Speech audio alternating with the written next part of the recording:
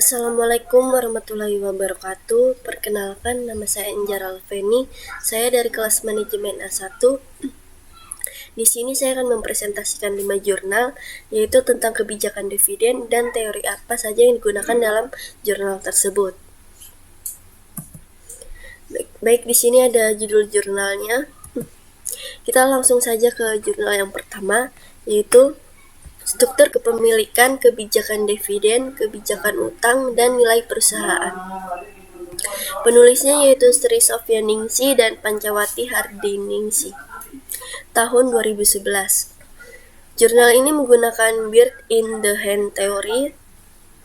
Tujuan dari penelitian ini yaitu untuk menguji pengaruh kepemilikan manajerial, kepemilikan institusional, kebijakan dividen, kebijakan hutang, dan nilai perusahaan pada oleh termasuk ukuran pertumbuhan, variabel dan kinerja sebagai variabel kontrol di perusahaan manufaktur listing di Bursa Efek Indonesia sejak 2007 sampai dengan 2009. Metode penelitian ini yaitu populasi semua perusahaan manufaktur yang terdaftar di Bursa Efek Indonesia dari tahun 2007 sampai dengan 2009. Sampel dalam penelitian ini adalah perusahaan manufaktur sesuai dengan kriteria yang ditetapkan. Analisis rekreasi dilakukan dengan didasarkan pada hasil analisis data. Hasil penelitian hipotesis 3 tidak membuktikan pengaruh kebijakan dividen terhadap nilai perusahaan dengan nilai koefisien rekreasi sebesar 0,001 dan nilai signifikasi sebesar 0,953. Artinya tinggi rendahnya dividen yang dibayarkan kepada pemegang saham tidak berkaitan dengan tinggi rendahnya nilai perusahaan. Hasil ini tidak konsisten dengan informational content of dividend, bahwa pembayaran dividen dianggap sebagai prospek perusahaan di masa yang akan datang. Hasil ini lebih konsisten dengan teori bird on the hand yang menyatakan bahwa pembayaran dividen yang dilakukan saat ini lebih baik daripada capital gain di masa mendatang. Jadi, kebijakan dividen tidak terbukti mempengaruhi nilai perusahaan. Tinggi rendahnya dividen yang dibayarkan kepada pemegang saham tidak berkaitan dengan tinggi rendahnya nilai perusahaan. Lanjut ke jurnal yang kedua, yaitu pengaruh kebijakan dividen terhadap harga saham. Penulis yaitu Muhammad Ali Fikri Hakami tahun 2014. Jurnal ini menggunakan signaling teori. Tujuan penelitian ini untuk menguji teori signaling dividen pada kondisi pasar modal di Indonesia. Metode penelitian yaitu periode pengambilan data dalam penelitian ini adalah 5 tahun terakhir dari penerbit laporan keuangan tahunan perusahaan yang dipublikasikan, yaitu dari tahun 2007 sampai dengan 2011.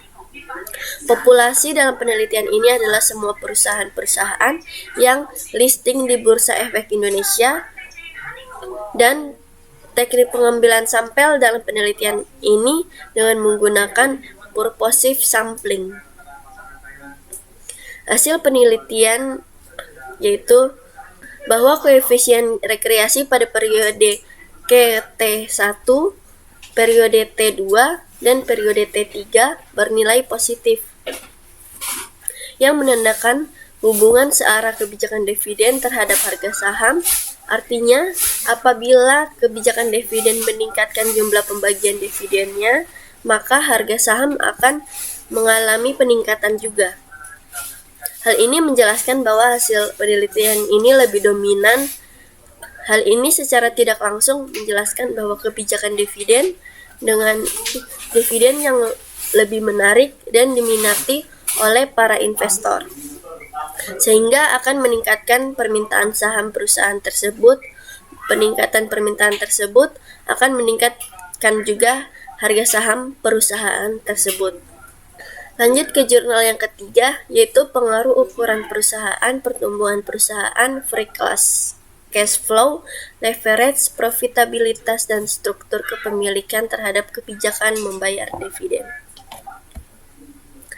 Jurnal ini ditulis oleh Dita Astuti Dia Anggraini dan Wihandaru tahun 2015. Jurnal ini menggunakan agensi teori atau teori keagenaan.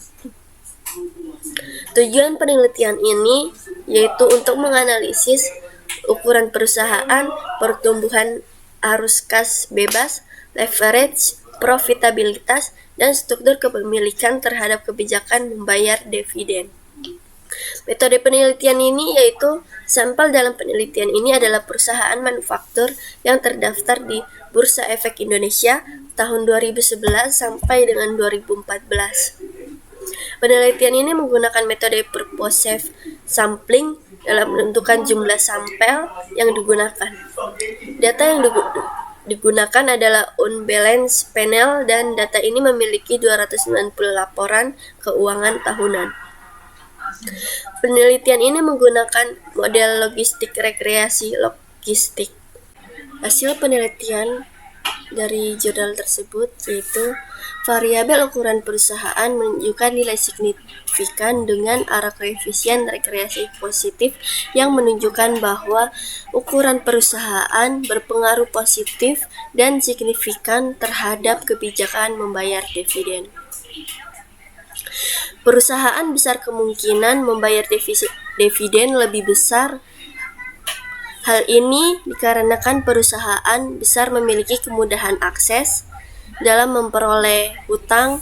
Selain itu, perusahaan besar mampu memperoleh laba yang besar dari aset yang dimiliki.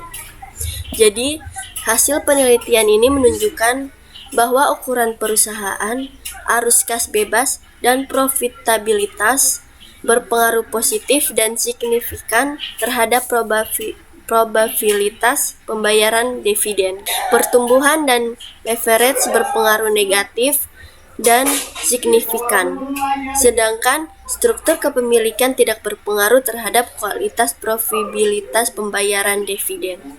Lanjut ke jurnal yang keempat yaitu pengaruh kebijakan pendanaan, kebijakan investasi, dan kebijakan dividen terhadap nilai perusahaan dengan risiko bisnis sebagai variabel pemodernisasi. Jurnal ini ditulis oleh Reza Zulfikar Alza dan A.A. Gd. Satya Utama. Yaitu di sini jurnalnya tahun 2018. Jurnal ini menggunakan dividend irrelevance theory. Tujuan penelitian ini yaitu untuk menguji apakah pengaruh antara kebijakan yang dibuat oleh manajer dalam hal pendanaan, investasi, dan pembagian dividen terhadap nilai perusahaan dengan mempertimbangkan faktor risiko yang dihadapi perusahaan. Metode penelitian ini sampel adalah perusahaan publik yang tercatat di BI pada indeks LQ45 berturut-turut dari tahun 2010 sampai dengan tahun 2015. Dalam penelitian ini digunakan 16 sampel setiap tahunnya selama periode observasi dan pengujian hipotesis dengan menggunakan metode rekreasi linear berganda. Hasil penelitian maka dapat disimpulkan bahwa tidak terdapat pengaruh signifikan antara kebijakan dividen terhadap nilai perusahaan dengan moderasi risiko bisnis. Dengan demikian, maka hipotesis ketiga penelitian tidak terbukti kebenarannya, yang berarti risiko bisnis tidak dapat memperkuat hubungan antara kebijakan dividen terhadap nilai perusahaan. Kebijakan dividen yang dimoderasikan oleh risiko bisnis tidak berpengaruh terhadap nilai perusahaan.